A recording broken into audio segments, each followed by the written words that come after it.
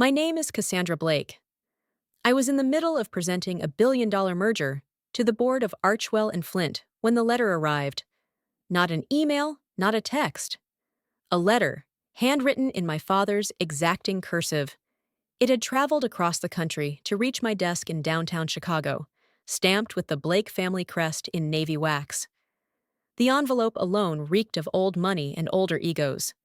I opened it during a break in the meeting, expecting another performative birthday card, or perhaps a dry reminder about the summer estate's tax obligations.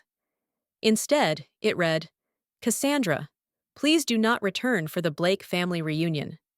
Your mother and I agree it's best we part ways. For now, perhaps permanently, Merrick Blake." There was no greeting, no love dad, no explanation. 4 sentences, 14 words. After 36 years of conditional affection and thinly veiled disapproval, I stared at what felt like a final verdict. My response was a single word, typed into my phone with surgical precision. Understood. I put my phone face down and returned to the boardroom with a calm smile. The partners never suspected that, behind the poised attorney, discussing tax shields and stock structures, I had just been disowned by my father. But I wasn't shattered. I wasn't even surprised. I was finished. 3 years ago, I'd co-signed a $1.7 million loan for Blake and Cartwright Developments, my father's empire, because family helps family. That loan was the only remaining legal tether between me and the people who had never seen me for who I was. Now, they'd made their decision, and I was about to make mine. By the time Merrick Blake realized what I'd done, what I was about to undo, he would regret ever underestimating the daughter he never thought would walk away. This isn't a story of vengeance, it's the story of liberation, and it began with 4 sentences in a letter and 1 word in reply. I grew up in a house with 36 windows and not a single one that opened to warmth. The Blake estate in River Oaks, Houston, was an architectural marvel. Cascading balconies, imported limestone columns, and koi ponds curated by a Japanese botanist flown in twice a year. Every room was curated, controlled, manicured like our family image. Inside that house, silence was more common than affection, and approval was never unconditional. My father, Merrick Blake, built his real estate development firm from a dusty back office into a regional power. Blake and Cartwright Developments specialized in reclaiming crumbling buildings and turning them into gleaming icons of wealth. He was a man who saw value only when it appreciated. My mother, Celeste, orchestrated our social lives like a gala season never ended. She chaired arts foundations, organized charity luncheons, and maintained a network of women who wore pearls to brunch and never asked direct questions. To her, family was brand management. Then there was Jonathan, my older brother by 4 years, firstborn, fair-haired, named after my grandfather. He was designed to be Merrick's legacy. I was born during an unexpected chapter. As Celeste once told me, they'd planned on a boy to follow Jonathan, not a girl who'd rather read court transcripts than host cotillions. Jonathan went to Yale on a recommendation. I earned my way to Northwestern Law with scholarships and a bar exam score that had strangers calling me prodigious. Still, at every holiday dinner, the conversation orbited around Jonathan's rise through the company and whatever appropriate woman he was currently courting. When I made senior associate at Rosen and Hale, a firm that had turned down my father's attempts to poach me twice, my parents sent a bouquet with a card that read, "Well done. Hope you're making time for marriage. Not congratulations, not pride. Just another reminder that my worth would always be measured against an outdated metric I had no interest in meeting." What hurt most wasn't the absence of love. It was how it was rationed, like the way Celeste scheduled my birthday brunches, precisely between Jonathan's golf lessons and Merrick's board calls, or how every academic achievement of mine was framed as impressive for a girl. When I was 12, I won the state writing competition. The Houston Chronicle wanted to feature me. Celeste had my hair redone that morning, but insisted Jonathan be photographed standing behind me. "He'll be CEO someday," she said. They should see you both. When I was 18, Merrick tried to block me from going to Chicago for school. There are fine firms here. You don't need to chase your name across the country, he said. But I wasn't chasing anything. I was escaping. Chicago gave me clean air, cold winters, a skyline that didn't stare down at me with judgment. I started over with no intention of returning. Until I met Eli. We'd collided at a community fundraiser. He was there to speak about public education reform. I was reviewing sponsorship contracts for our firm. He was gentle, principled, real. A high school literature teacher with calloused fingers and laugh lines. He didn't ask what firm I worked for. He asked what made me leave Houston. I told him it was the only way I knew how to breathe. 6 months later, I brought him home for Thanksgiving. I should have known it would be a disaster. Celeste greeted him with a that skimmed his shoes before landing on his collar. "So, you teach English," she said, with the same tone she'd once used for mold on the guest bathroom grout. Merrick asked him how much he contributed to his pension each year, then turned to Jonathan mid-conversation to ask about a land acquisition in Austin. Eli, ever gracious, smiled through it. That night, I stood in my childhood bedroom, pristine, untouched, since I left at 18, and told Eli, "They'll never see me, not really." He replied without hesitation, "Then they don't deserve you." I believed him, I still do. But I'd forgotten how deep those old roots ran, how they strangled, even when you thought you'd grown past them. The letter reminded me, and what I did next would sever them at the root. After Thanksgiving, we didn't visit Houston again for nearly 2 years. It wasn't an explicit decision, just one of those quiet avoidances that form when the air in a place starts to feel more like performance than presence. Besides, life in Chicago was moving. Eli had launched a mentorship program for first-generation college applicants, and I was on the fast track toward Rosen and Hale's internal shortlist for early partnership review. Still, the Blakes never missed a moment to remind me of where I didn't belong.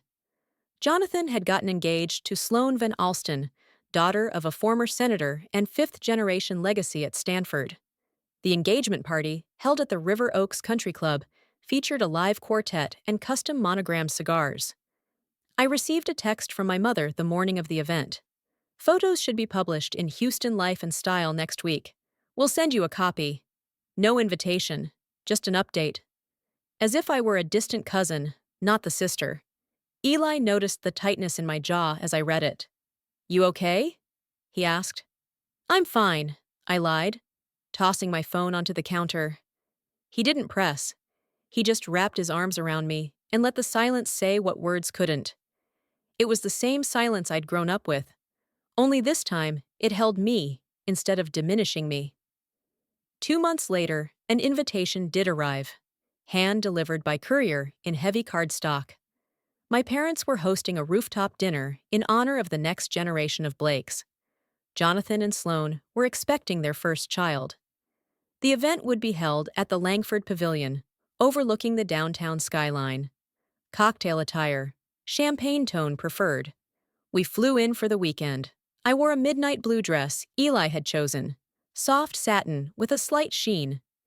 It didn't match the requested palette, but I wasn't in the mood to blend in. Celeste greeted me at the entrance with a strained smile, and air kissed both cheeks. "That dress is bold. You didn't get the note?" "I did," I said, smiling just enough. I ignored it. She blinked, then laughed tightly, gesturing me inside. "Well, at least you're here." Merrick approached Eli minutes later, offering a curt handshake and no eye contact. "Still teaching?" he asked. Eli nodded. "Still shaping minds." That earned nothing more than a hum before Merrick turned to Jonathan to discuss zoning rights. Dinner was plated. Filet, beet puree, stacked asparagus, and served with polished precision. Around the room, guests wore champagne, pearl, soft beige. The air shimmered with curated wealth and a kind of legacy pride I'd never been part of. When Merrick raised his glass for a toast, he didn't mention me. Not once. "To Jonathan," he declared. "To Sloane, and to the Blake name generation." I didn't flinch. I just reached under the table and found Eli's hand. He squeezed once, firmly, like he knew what I needed. Later that night, in the guest wing of the estate, I lay awake staring at the ceiling fan, listening to the hum of money moving through the walls. Eli was asleep beside me. I wasn't angry, not yet. I was tired. Tired of showing up just to be edited out of the narrative. Tired of proving myself in rooms that were never built for me. The next morning, as we packed to leave, Celeste called after me from the stairs. Next time, maybe check the dress code. There's an image we try to maintain. I paused, turned back, and smiled. I'm done fitting into other people's images. She looked confused, but I didn't stay to explain. I had a flight to catch, and soon, a decision to make. It wasn't until a week later, over brunch with my cousin Jordan, that I first heard the word reunion. We were at a small cafe in Lincoln Park. Jordan, ever the social butterfly of the extended Blake family, had flown into Chicago for a marketing conference and suggested we catch up. He scrolled through his phone between bites of avocado toast, showing me photos from recent family events. Jonathan and Sloane's baby shower, Celeste's latest charity auction. And then, by the way, are you and Eli going to the 4th of July thing at the lake house? He asked offhanded. I looked up. What thing? The family reunion. Didn't you get the invite? My fork paused midair. No, I didn't. Jordan frowned, puzzled. It went out a while ago. Big deal this year. Press coverage. A photographer from Legacy Lineage Quarterly. Even a segment featuring intergenerational leadership. Your dad's been rehearsing his speech. I managed a tight smile. Sounds lovely. He didn't notice my tone, just nodded and moved on. That night, I scrolled through Instagram and found a post from Jonathan's wife. A photo of pastel linen suits, monogrammed goodie bags, and a caption. Honored to be part of this year's Blake Legacy reunion. Grateful for family and the future we're building. The only thing missing from the picture? Me? I hadn't been invited, not forgotten, excluded. At first, I thought maybe it had been a mistake. But when I casually asked my mother on a routine call, Celeste had a habit of pretending things were normal long after they weren't. Her tone betrayed the truth. Oh, the reunion. I must have assumed you were too busy with work to attend. These events can be a bit much. My fingers tightened around the phone. So you just didn't invite me? It's not personal, Cassandra. This year is focused on continuity, public image. We've invited some key partners. There's a press angle. It's important we highlight the future of the company. And I'm not part of that future, I said quietly. She didn't answer. And suddenly, I understood. I wasn't just a misfit. I was a liability. A daughter who'd made it on her own, who hadn't come back, who hadn't played her part. Later that week, while walking back from a final strategy meeting on the Willis deal, I found a manila envelope waiting on my desk. A letter from my father. Inside, a crisp page of ivory stationery. Cassandra, please do not return for the Blake family reunion. Your mother and I agree it's best we part ways. For now. Perhaps permanently. No pretense, no disguise, just severance, spelled out in black ink. I stared at it for a long time, then reached for my phone. Understood. One word, sent without punctuation, without a trace of plea. But make no mistake, what they saw as closure, I saw as permission. And the first thread I pulled was the one that held their loan together. The next morning, I was in Rosen and Hale's 33rd floor conference room, finalizing projections for the Willis merger, when I made the call. Marianne, I said as soon as my attorney picked up, I need to remove myself as guarantor from the Blake and Cartwright loan, effective immediately. There was a pause. Then her calm, capable voice. Understood. They've been paying on time, but as a cosigner, you carry full liability. Do you expect retaliation? I expect panic, I said, and I no longer care. I hung up, walked past a wall of partners, discussing dividend splits, and locked myself in the smaller adjoining glass room, the one with the frosted door and view of the river. I took a breath, pulled out my phone, and typed the details Marianne requested. The loan number, the original date, the bank contact. I had co-signed 3 years ago when Merrick claimed they needed just a little help securing better rates for a redevelopment project downtown. My credit score, pristine and unencumbered, had been the perfect key. At the time, I'd convinced myself it was a gesture of goodwill, that maybe it would earn back something. It hadn't. Now, I was done holding the door open for people who kept pushing me out of the frame. The next day, I met Marianne in her office, a downtown space full of dark wood, clean lines, and sharp counsel. She had everything ready. "The lender will notify your father tomorrow morning," she said. "They'll have 30 days to provide alternative collateral or restructure. And Cassandra, this may disrupt operations at Blake and Cartwright. You're aware of that?" "I'm counting on it," I said. She slid the paperwork across the table. I signed. With every pen stroke, I felt something ancient unravel, like silk threads I hadn't realized were binding my spine too tight. By noon the following day, my phone began to erupt. Calls from Merrick, from Celeste, from Jonathan, from numbers I didn't recognize. Likely their firm's legal counsel, maybe the bank. I ignored them all. At 3:17 p.m., Naomi, my assistant, appeared in my doorway, visibly unsettled. "There's a man downstairs demanding to speak with you. Says he's your father. Security has already stepped in." I didn't look up from my screen. "Tell security to escort him out. I'm not available." Naomi blinked, then nodded slowly. "Copy that." She left. I looked at my inbox, at the glowing numbers tallying more voicemails. More desperation. For once, I felt nothing. Not vindicated, not victorious, just released. The legal ties were gone.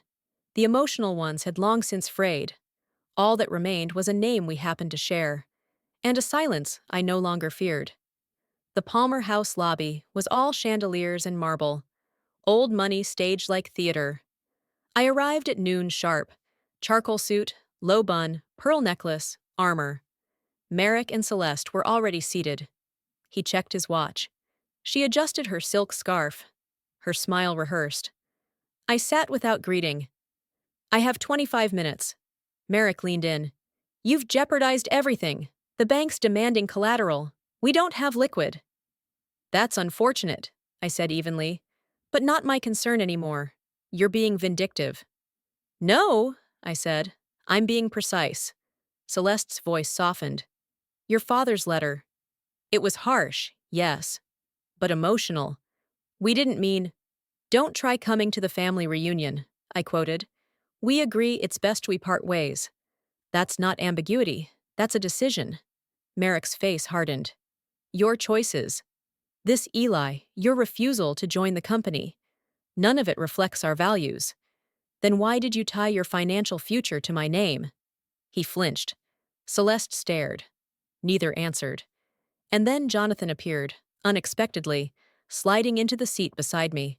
"Rebecca didn't just pull her name," he said. "She protected herself from fraud." He placed 2 documents on the table. "Loan forms. My signature forged." Celeste gasped. "Harold!" Merrick said nothing. Jonathan didn't blink. "She never signed those." "You did, and we both know it." Silence.